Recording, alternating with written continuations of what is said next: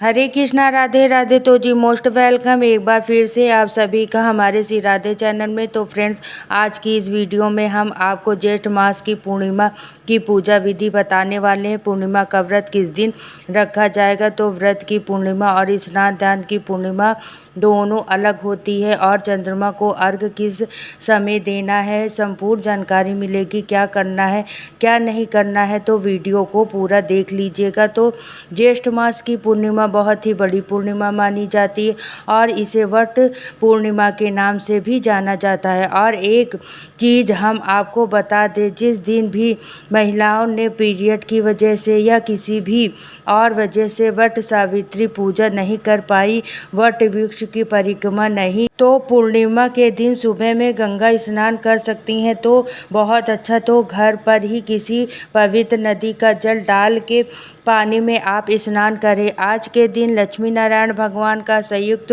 रूप से आपको पूजन करना चाहिए। तो फ्रेंड्स, पूर्णिमा के दिन चंद्रमा का पूजन विशेष रूप से किया जाता है, और जिस पूर्णिमा तिथि पे हमें चंद्रोदय प्राप्त होता है उस दिन व्रत की पूर्णिमा मानी जाती है। तो 2025 में 10 जून दिन पड़ रहा है मंगलवार का। इस दिन पूर्णिमा का व्रत रखा जाएगा, और जो स्नान दान की पूर्णिमा होगी वह होगी 11 जून की। और जो भक्त पहली बार व्रत शुरू करना चाहते हैं पूर्णिमा का, वह जेठ पूर्णिमा से शुरू कर सकते हैं। बहुत ही शुभ पूर्णिमा मानी जाती है जेठ मास की। तो फ्रेंड्स, अब हम आपको बता दें, पूर्णिमा के दिन अगर आप लक्ष्मी नारायण भगवान का पूजन करते हैं, शिवलिंग पर अभिषेक करते हैं, पीपल वृक्ष की पूजा, तुलसी की पूजा और चंद्रमा की पूजा करते हैं, तो इससे आपको आर्थिक तंगी भी अच्छी होती है, अखंड सौभाग्यवती में वृद्धि होती है, घर में सभी प्रकार के सुख समृद्धि आती है, और जिसका भी मन अशांत रहता है, मन में तरह तरह की नेगेटिव विचार आते हैं, या माँ और बेटे के रिश्ते अच्छे नहीं हैं, ऐसे लोगों को तो खासकर ज़रूर से पूर्णिमा पूजा ज़रूर करनी चाहिए। और पूर्णिमा के दिन आपके घर में विराजमान सभी विग्रह को आप पंचामृत या कच्चे दूध से अभिषेक करें।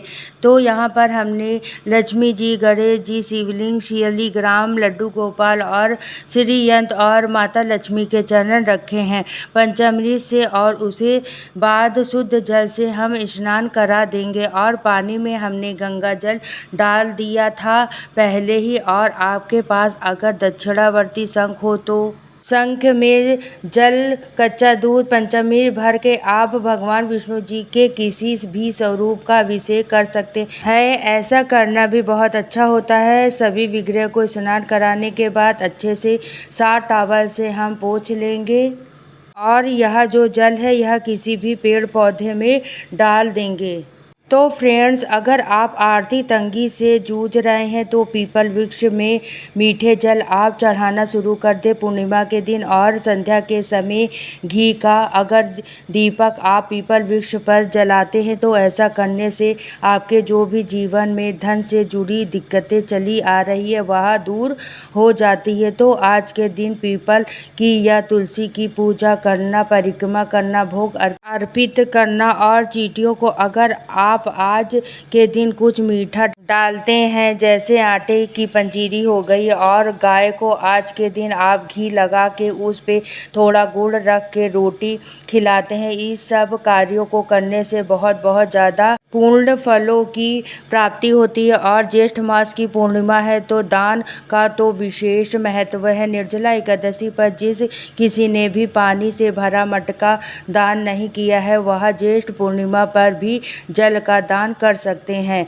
पंखे का दान कर सकते हैं, तरबूज, खरबूज, आम, केले, जो भी मौसमी फल आपको मिल जाए, इसके अलावा भोग का दान कर सकते हैं, या फिर आप सीधा निकाल सकते हैं। सीधे में कच्चा सामान होता है, जैसे दाल, चावल, आटा, सब्जी, नमक, हल्दी, घी, ये चीज़ें आप दान कर सकते हैं। और क्योंकि पूर्णिमा तिथि पे सफ़ेद रंग का विशेष महत्व होता है, तो दूध, दही, चीनी, चावल, इस तरह से भी आप दान कर सकते हैं। बस ध्यान रखिए, जो भी दान सामग्री आप दे सकेंगे उसके ऊपर कुछ दक्षिणा जरूर होनी चाहिए। और पानी में गंगा जल डाल के स्नान करें, हल्के रंग के वस्त्र पहने। आज के दिन काले नीले वस्त्र आपको नहीं पहनना है। ठाकुर जी हैं तो आप उन्हें भी सफ़ेद रंग के वस्त्र पहना सकते हैं और मंदिर में भी आप यह पूजा कर सकते हैं या अलग से चौकी भी लगा सकते हैं। आज के दिन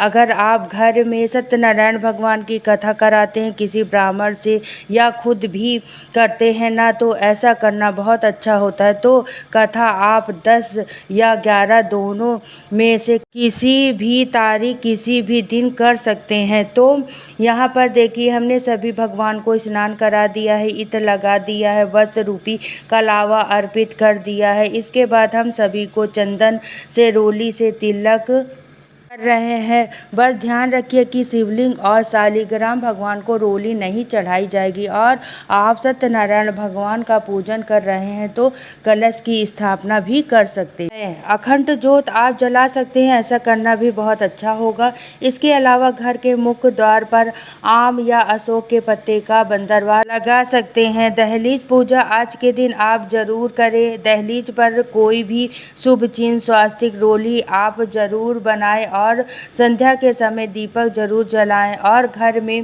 गंगा जल जरूर छिड़के। घर में खुशबूदार चीज़ों का इस्तेमाल करें। आज के दिन माता लक्ष्मी धरती पर भ्रमण करती हैं और जिस घर में भी साफ सफाई का पूजा पाठ का ध्यान रखा जाता है उस घर में माता लक्ष्मी सदैव प्रवेश कर जाती है और वह स्थायी रूप से वास भी करती हैं। और अगर आप पूर्णिमा का व्रत कर रहे हैं तो ध्यान रखिए पूर्णिमा व्रत में नमक नहीं खाया जाता। मीठे भोजन करें और पूड़ी पराठा खा सकते हैं और खीर आज के दिन जरूर बनाना चाहिए। तो चावल से बनी खीर का भोग आप जरूर लगाएं। माता लक्ष्मी को इससे भी आर्थिक स्थिति अच्छी होती है। इसके बाद देखिए भगवान विष्णु जी को लड्डू गोपाल जी को हमने तुलसी अर्पित की है और शिवलिंग पर हमने बेलपत्र चढ़ा दिया है। आपके पास भांग धतूरा समीपत्र जो भी चीज हो आप अर्पित कर सकते हैं। सफेद रंग के पुष्प हो तो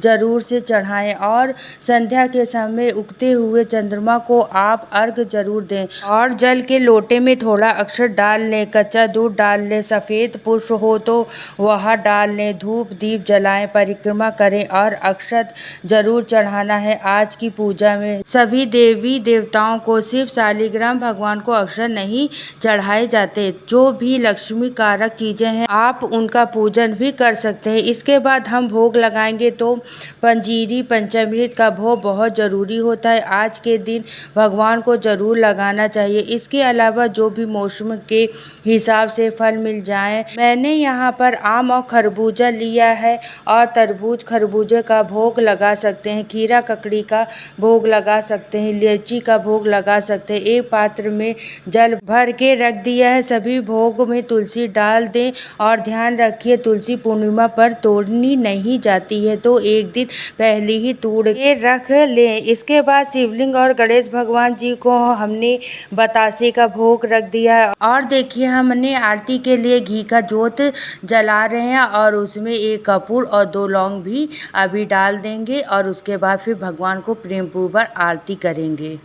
और अब हम हाथ में पुष्प और अक्षत लेके पूर्णिमा व्रत की कथा पढ़ेंगे और पुस्तक ना हो तो मोबाइल पर भी आप सुन सकते हैं। और अगर आप व्रत नहीं भी करना चाहते हैं तो पूर्ण रूप से सात्विक भोजन लेते हुए शुद्धता पवित्रता के साथ आप पूजन कर सकते हैं। संध्या के समय चंद्रमा को अर्घ्य भी दे सकते हैं। इसके बाद अगर आप पूर्णिमा के दिन हवन करते हैं तो ऐसा करना बहुत अच्छा होता है। और अब यहाँ पर करेंगे आरती। तो श्री हरि विष्णु जी की आरती कर सकते हैं, माता लक्ष्मी की आरती कर सकते हैं। और ध्यान रखिए सुहागन महिलाएं अपना श्रृंगार तो करें ही आज के दिन, लेकिन सुहाग सामग्री भी आपको आज के दिन जरूर दान करनी चाहिए। ऐसे करने से हमारा सौभाग्य अखंड रहता है। और सुहागिन महिलाएं ध्यान रखें कि आज के दिन अपने बालों को नहीं धोना है, भगवान को आरती दें। पूजा में रही कमियों के लिए क्षमा याचना कर लें। तो यही था आज का वीडियो। पसंद आया हो तो लाइक शेयर कमेंट ज़रूर करना। चैनल पर नए हो तो सब्सक्राइब कर लेना। मिलती हूँ नेक्स्ट वीडियो में। तो सभी को राधे राधे, जय श्री कृष्ण, हरि बोल।